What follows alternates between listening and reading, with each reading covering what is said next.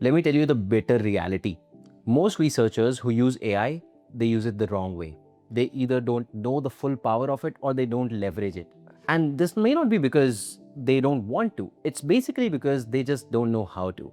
So in this video, I'm going to tell you how you can use Claude as a researcher to maximize your research potential using AI. You see, you might be using ChatGPT till now, and yes, ChatGPT is really great. When it came out, it was on the best tools, and for the longest time, it was unbeatable. But for serious literature reviews, long research papers, thesis, analyzing hundreds of pages of PDFs and already done work in the domain, ChatGPT just does not work. And I'm sure you may have faced some limitations if you've been doing that. So in this video, I'll tell you how you can utilize the larger context windows that you get as a part of Claude, how to use amazing features in Claude that you may not have actually used, such as skills or connectors or projects in ChatGPT, and how to make sure your research is presentable and gets into some of the topmost journals and conferences by doing it the smart way. The first thing, and I think pretty much everyone who starts using Claude, they would come across a screen like this, which is the Claude chat. You give it a query such as how to detect diseases using machine learning. It gives you a simple answer just like ChatGPT would. It's not special, there's nothing new over here, and you would tell me, yes, we do this every day.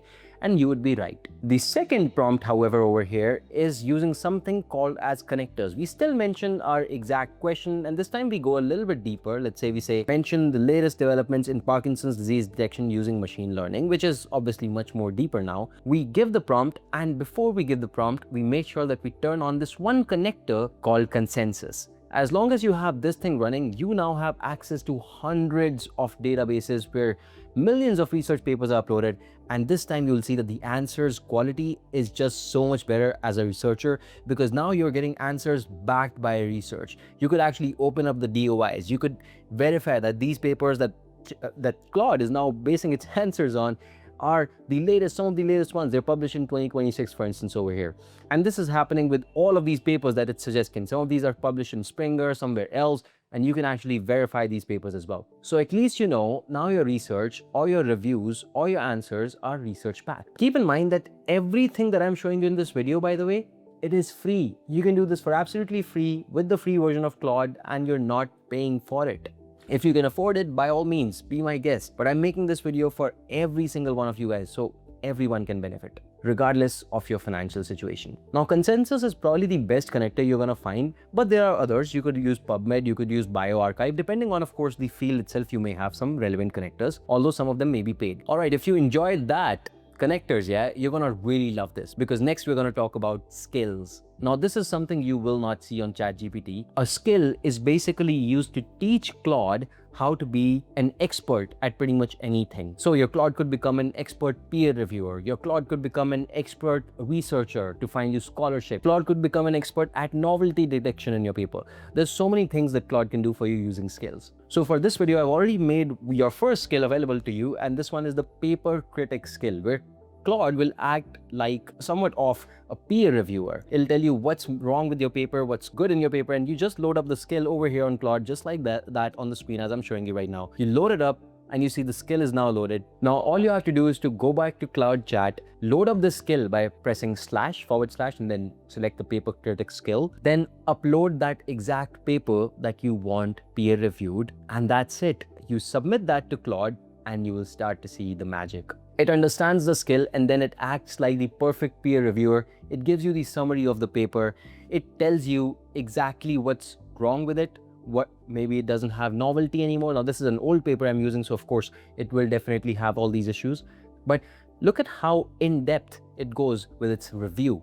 It tells you the strengths, it tells you the fatal flaws that you need to fix before you publish it. It tells you the major concerns. Not only that, all of this is research backed now, because that's something that I already loaded into the skill for you. It also tells you that the paper is going to get rejected. Now, Claude, brother, you're wrong, because I already published this paper in IEEE, but that was a couple years ago. So as you may understand, as of today, it tells you everything that you need to do before publishing it. Now, obviously, this is not to say that Claude is wrong. It may be wrong in certain aspects, but please understand that the paper I uploaded over here is outdated at this point. By the way, if you want the paper critic skill, the link is in the description. All you have to do is to go ahead, sign up on YMGrad.com. As you sign up, you're gonna see a cheat sheet link, which will have a lot of these skills to make your life easier as a researcher. and you're going to be able to access this skill and many, many more. If you're wondering what other things you could load into Claude as skills, well, it could be anything. It could be gap analysis. You could find gaps in research based on whatever's happened till date and whatever you can target. You could have novelty detection, where you're basically checking if a particular paper has any sort of novelty or not. You could also go onto the consensus website, where they have these 3 pre-built skills: curriculum development, literature review helper, and grant research. Take your time with this, and in a few weeks, you'll be writing your own skills for Claude. Oh, and by the way, if you think skills is everything, don't worry, there's so much more. We're going to talk about projects next, and that's insane. There's also a free feature, by the way. You can now build a dedicated workspace for your project, where you can go ahead and load up a specific knowledge base for your particular project. So you don't have to keep on uploading files every time or explaining context to Claude every time, just like you would have to do in ChatGPT. Oh, remember I uploaded that file, make sure to refer that. No, Claude already will take care of that. You can mention specific instructions that Claude will refer to every single time before answering any prompt in future. And that's how cool projects are. It basically maintains your context throughout the project. Now, in this case, I told Claude that you are Professor David, who's basically looking for students in his research group. So he is basically going to be helping you out throughout this project. I now upload a particular paper. I let them know, hey, as Professor David Reynolds, please go ahead, help me improve this paper. So as you can see, Claude actually starts asking me a couple of questions. What is the primary goal? I say I want to submit it to a journal.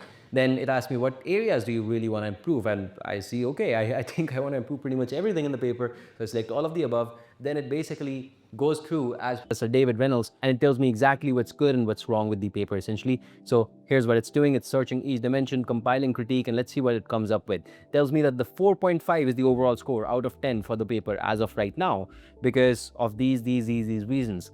Here's what's missing in the dimension scores, basically. Statistical validity is less. There's novelty and contribution, which is lacking. All these things need improvement. But obviously now we need it to go even deeper into this and tell us exactly what's wrong.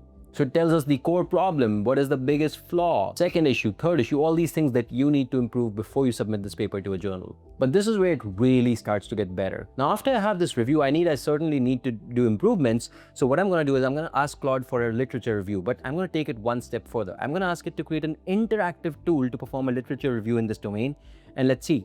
Of course, it's going to ask me to use consensus because it wants to go back and access millions of papers, understand what's really going on in the industry, and then give me a very in-depth literature review. It is going to perform this tool, which is going to be interactive now. It's going to make my life extremely easy when it comes to understanding what's really going on in the industry right now, how I can improve my paper. So as you can see, it has now collected the papers, it has understood what's going on in the industry, and now it's going ahead and building the interactive literature review tool for Parkinson's disease plus AI research. And here it is. The tool is now available to us. It gives me the upgrade option because, of course, that was a lot of work that Claude just did for us, but that's okay. I can try it again in a couple of hours. But here's the tool. You look at it. It has all kinds of papers, gait analysis, voice and speech analysis. This is what's going on in the industry right now. Different ways to detect Parkinson's disease, essentially. All of these different ways. It has classified them. Variable sensors are there. XAI and multimodals. Explainable AI and multimodal fusions are there. And not only that, I can now actually open up each and every one of these reviews. I can very deeply, interactively, essentially understand what's going on in each of these papers. And it's a summary of what's going on. So while I can go deeper, just off the top of my head, at least I don't have to read each and every paper or the abstracts to go deeper and understand whether I actually want to consider that paper. Claude already did all of that for me. And not only that, it actually creates a whole table telling us which are the top papers right now in this domain, what is the accuracy of these papers, which ones should I be considering.